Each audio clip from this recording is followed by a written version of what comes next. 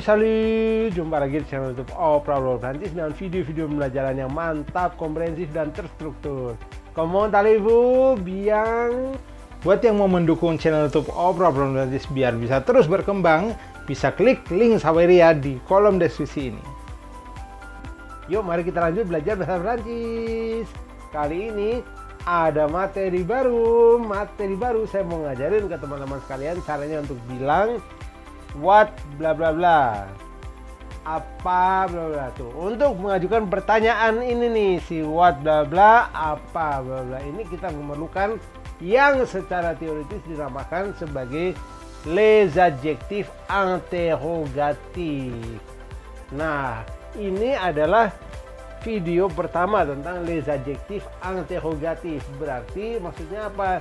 Maksudnya adalah adjektif interrogatif itu dia punya kegunaan yang lain, punya makna yang lain selain untuk si what bla bla bla ini atau apa bla bla ini. Oke?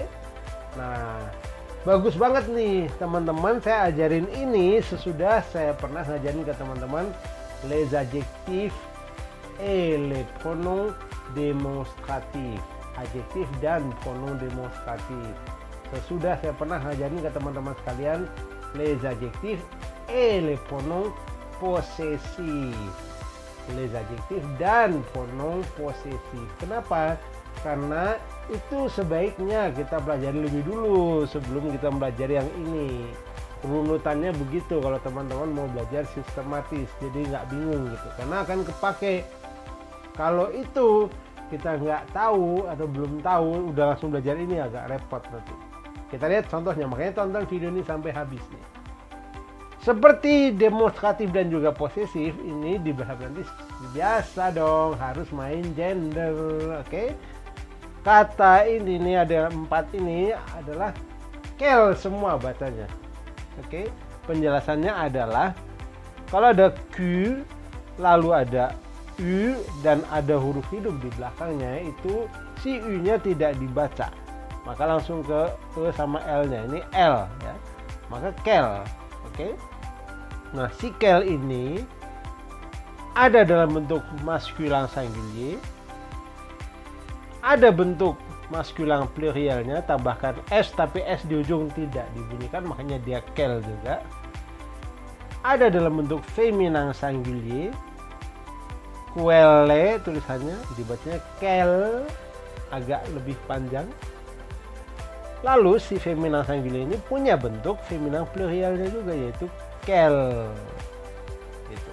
Ya. S-nya tidak dibaca, si quelles-nya. Nah, contohnya adalah ini, penerapannya, formulasinya gini. Quelle bla bla bla bla. What is bla bla bla bla. Bahasa Indonesianya apa? Apa bla bla bla. Si adalahnya ini di bahasa Indonesia lebay, jadi kita biasanya di bahasa Indonesia tidak akan menuliskan si adalahnya, tidak akan ngomong adalahnya. Kalau bentuk plurialnya maka menjadi quels sont, what are. Oke. Untuk yang feminannya sama prinsipnya. What is, what are. Quelle, quels sont. Gitu ya. Oke. Contohnya apa nih? Misalnya mau menanyakan apa hobimu, misalnya gitu loh. What is your hobby? Nah, tuh your-nya aja adalah posesif, jadi teman-teman makanya harus belajar posesif dulu.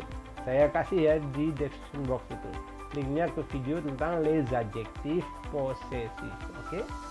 Kalau teman-teman sudah memahami ini, maka saya jelaskan lebih lanjut nih. Bentuk-bentuk yang berbeda-beda ini nanti belakangnya sambungannya akan kita taruh di sini berkaitan dengan apa? Kata benda yang gendernya maskulin dan jumlahnya singulier. Berarti yang ini kata benda yang maskulin juga tapi plurial, jumlahnya jamak. Yang ini kata benda yang singulier tapi gendernya feminin. Di sini feminin juga tapi plurial. Oke? Itu prinsipnya ya. Kalau teman-teman pengen lebih jelas lagi, maka tonton bagian yang kedua. Kalau video ini, channel YouTube ini informatif, memberikan pengajaran yang penting yang mantap buat teman-teman sekalian. Kepoin juga dong Instagram dan Facebooknya Opera. Di situ ada banyak hal lainnya yang teman-teman juga bisa kepoin. Yuk, mari kita lanjut ke bagian yang kedua. Tonton terus video ini. Nah, teman-teman sekalian, ini dia nih contoh-contoh prakteknya, contoh-contoh kalimatnya. Kita lihat yuk yang nomor 1. Quel est ton hobby? Tuh, persis seperti yang tadi sudah saya janjikan, udah saya kasih di awal tuh ya contohnya. Apa hobimu? What is your hobby? Nah, untuk menyatakan itu kita harus tahu hobi ini non maskulang atau non feminang, kata benda maskulang atau kata benda feminang. Karena sambungannya ini harus sesuai. Kelnya harus bentuk maskulang. Oh, ini kita pakai dalam bentuk apa? Singulier. Oke. Jumlahnya tunggal. Berarti harus pakai yang quel, bukan yang quels. Ya. Yang maskulang singulier. Sesuai udah. Kemudian karena dia singulier maka yang is. What is? Quelle. Lalu si adjektif posesifnya itu juga harus bentuk maskulang singulier. Jadi serba sesuai. Oke. Kalau teman-teman belum paham tentang les adjektif posesif, tonton videonya, saya udah kasih di description box. Oke. Quel est ton hobby? What is your hobby? Nah, menjawab pertanyaan semacam ini bisa langsung aja menggunakan sebuah verbe, sebuah kata kerja. Misalnya ini, chanter. Kalau teman-teman lihat ada ch, ini bunyinya sh, syarat sholat ya. an-nya ong, er-nya chanter. Itu artinya adalah bernyanyi.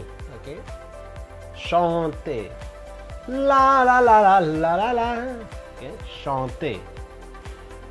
Atau bisa juga pakai kata benda. Misalnya bukan bernyanyi tapi sebuah aktivitas olahraga, une activité sportive. Le football. Ini dibacanya football. Oke. Gendernya maskulang kebetulan jadi le. Kalau gendernya femina nggak apa-apa. Ini kan namanya memang si sepak bola itu gendernya di bahasa Inggris itu maskulang. Quel est ton hobby? Chanter. Atau bisa le football. Opsi alternatifnya. Kalau teman-teman bukan ini ya silahkan cari di kamus apa yang teman-teman mau sebutkan itu bahasa Inggrisnya apa tuh.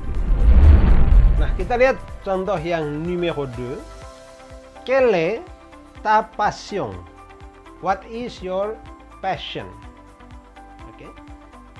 Passion ini adalah non feminang.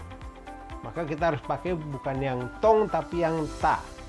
Dan si quellnya pakai yang quel karena ini di sini dipakai dalam jumlah yang singulier. Oke. Quelle est ta passion? Misalnya passionnya adalah ini nih. Enseigner. Enseigner. En dibaca ong. Kemudian ei itu bunyinya gn itu bunyinya nye. Punya, tanya. Itu kalau di bahasa Indonesia gitu. R-nya adalah Maka enseigner. Enseigner. Enseigner itu apa? Mengajar. Nih yang saya lagi lakukan ini namanya enseigner. Atau opsi lainnya misalnya faire des recherches. Faire des recherches. Ada ch ya, jadi sama ya. Kayak si chanter. Apa? Yaitu melakukan riset. Do researches. Oke. Researches. Melakukan riset, melakukan kajian. Cocok banget ya. Orang yang mengajar melakukan riset, cocok itu. Seorang pengajar, seorang periset itu nyambung berkaitan. Nah, teman-teman tahu nggak apa bedanya hobby sama passion? Ayo. Kalau hobi itu hanya buat senang-senang, passion ini yang bisa dijadikan profesi, diseriusin, nanti bisa menghasilkan uang misalnya gitu. Itu perbedaannya. Ya, jadi bukan hanya untuk senang-senang. Nah, sudah sesuai. Sekarang kita lihat yang numero 3, bentuk plurialnya. Quels sont tes hobbies? Quels sont tes hobbies?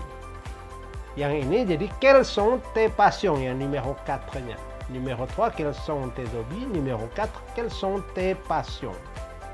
Apa yang bisa kita cermati? Bentuk pluriel dari tong sama ta itu alhamdulillah, puji syukur sama, yaitu T. Jadi ngurangin pekerjaan kita. Oke. Kemudian ini quell menjadi quells. Quell menjadi quelles. Oke. Kelsong. Kelsong dari bunyi sama, tapi kalau ditulisan ketahuan kalau teman-teman salah. Ya. Kalau ini ditaruh di sini ketahuan salahnya secara visual, dan segi tulisan kelihatan. Pasyongnya tambahin S. Nah, kalau plurielnya obi itu boleh tambahin S aja, atau kayak bahasa Inggris hobbies gitu boleh ya. Kelsong tezobi bacanya gitu. Sesuai maskulang pluriel ini bentuknya, maka ininya T. Si isnya atau e-nya itu menjadi song, menjadi R. Wattnya kalau di bahasa Inggris tetap watt, tapi bentuknya ini kalau di bahasa Inggris beda, quell sama quells. Oke. Yang ini tadi masing-masing opsional, misalnya bernyanyi, sepak bola. Kalau ini digabung, bernyanyi dan sepak bola, chanter et le football. Yang ini enseigner et faire des recherches. Oke. Saya ingatkan sekali lagi buat teman-teman, penentuan kita pakai maskulang atau feminangnya bukan dari gender orangnya, tapi dari gender kata bendanya. Oke? Jelas? Ya.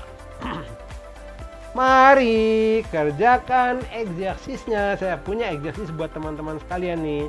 Ini udah nih untuk yang kamu. Tu.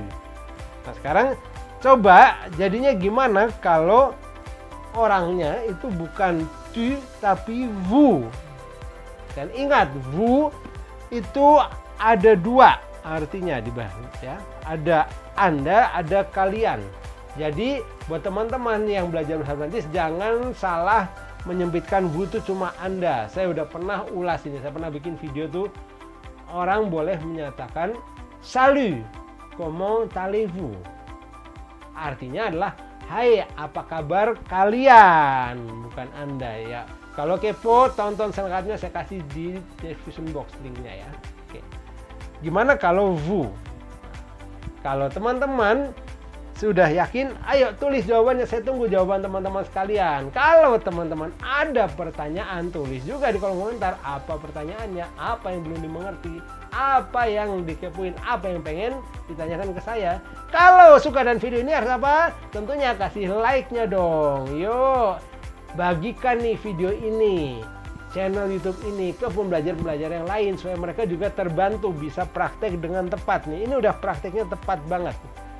Kemampuan kita tidak cukup hanya ngomongnya benar, tapi tulisannya juga harus pas. Tata bahasanya juga harus pas. Itu baru mantap.